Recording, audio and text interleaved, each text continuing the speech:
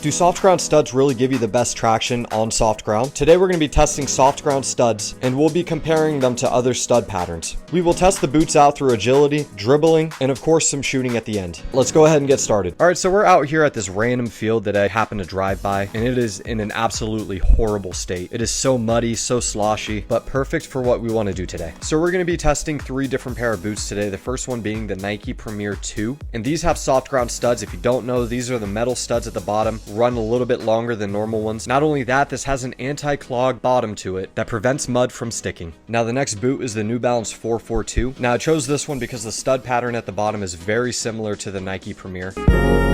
Hey yo, what the And I'm gonna pause the video right here. I actually bought a pair of Nike Premiers, specifically the gold ones, for this video, but I hated them so much I sent them back right away. Nike, absolute shame on you for what you've done to the Premier. Nah, I'm just kidding, it's not that serious. Alright, and the final boot here is gonna be the Nike Mercurial Vapor 15, and I chose this one because it has a very aggressive stud pattern on the bottom, and it's actually the same exact shoe that Alejandro Garnacho wears in the Premier League for Manchester United. Same exact shoe, no soft ground with these, and I'm actually very curious to see how these work out. As I said in the beginning of the video, we're going to be running through a couple different drills here. The first couple are going to be agility drills, and then we're going to mix in some agility with dribbling, and then after that some shooting and free kicks. And just to show you what I'm working with here, the ground is a little bit loose, could be worse, but it was raining all morning and the conditions are perfect for this video. Now the first part is going to be the agility warm-up I usually would do if I was training. So we'll run through a couple of these, switch our boots, and I'll give you my thoughts on this first part in just a second.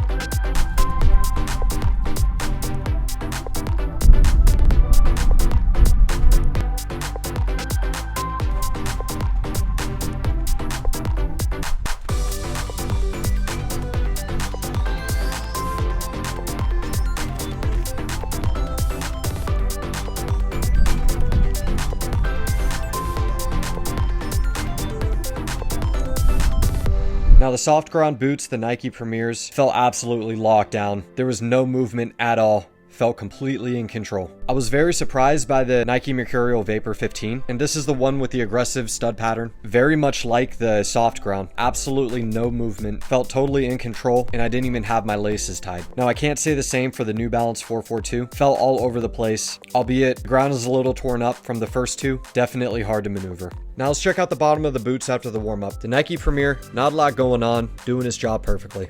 Now the Vapor, while it's not caking up as much, if you notice, the mud and the grass is starting to cake up, especially in the corners of the studs, and that's something that we should watch out for. Now for the New Balance 442, what I like about this stud pattern is while it might not be the best for this soft ground, the mud and grass will stick to it, but it's very easy to get off. So now we're gonna do a basic sprint and change of direction. Not really a drill, but very good for what we're trying to test here.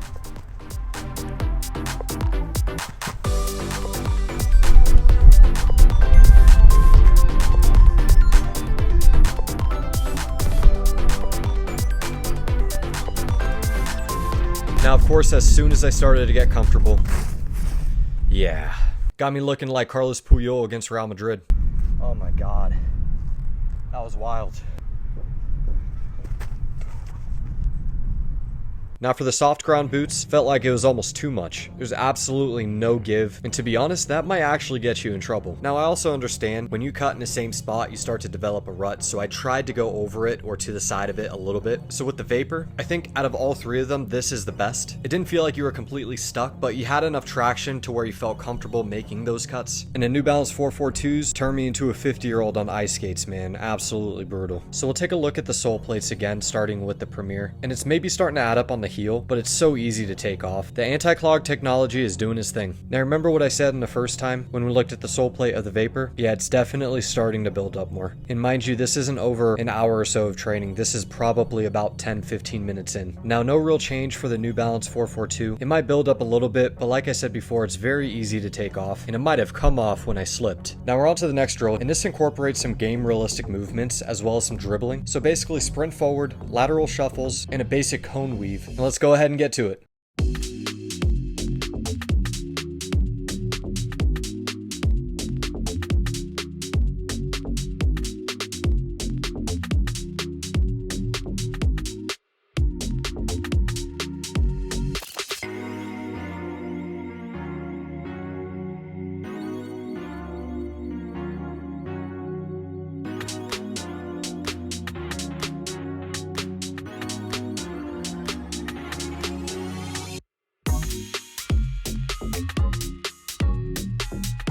So another slip, and I messed up on a dribble, and yeah, that's about it. That's a wrap. So I'll run through this quick. Nike Premier, very good. Does its job, almost too good. Now the Mercurial Vapor, aggressive stud pattern, probably the best again. Felt very locked down, felt very in control. New Balance 442, I slipped, but when I was able to dribble, I'll be honest, wasn't that bad. Stud check time. Anti-Clog technology is nothing to mess with. I mean, look at this. Looks like I just pulled this out of the bag. As for the Vapor, again, as we've been talking about, just a little bit of buildup, especially on the heel circular part, but not too bad. Now the New Balance 442, I think it's this bad because I slipped, but the shoe is out here looking like Antonio Conte when he was balding. Now onto the shooting, I'll simply just push a ball out in front of me and take a shot. This is a great test for these boots because you put a lot of weight on that lead foot, and let's see how it goes.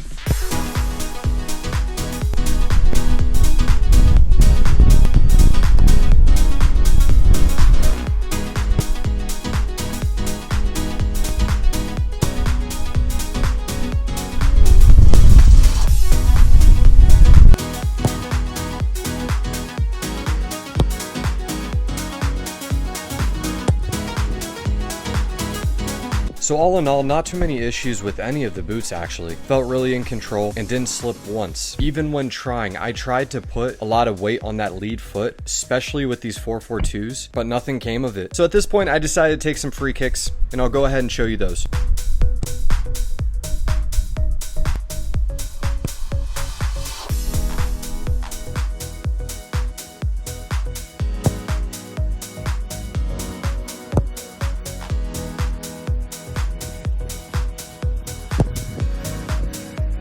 At this point, the wind was going crazy, and I happened to get probably the worst angle of me I've ever seen in my life. Brother, what's that? So we're gonna wrap up the free kicks here and take a look at the studs one last time. The Nike Premier, shockingly clean. I knew this stuff works, but I didn't know it worked this well. As for the Nike Mercurial Vapor 15, like we mentioned in the beginning of the video, it just builds up in the corners, and to be honest, it's kind of hard to take that out. So while I think that these boots did the best, that is a concern, and I could definitely see how that affects your performance throughout the game. Now as for the New Balance 442, I think it's the worst out of the bunch, but I don't really mean that in a bad way. Like, it still does the job, it's just that the other two work so much better. So if you're watching this and you're trying to figure out what you want to get, I think especially if you live in the USA, just get some firm ground cleats, because not often are you going to find fields like this. And I think realistically your best option, if you do want good traction, would probably be a speed boot like the Vapor with some sort of aggressive stud pattern. Before we end the video, I just want to take a second to apologize to the groundskeeper. I'm sorry.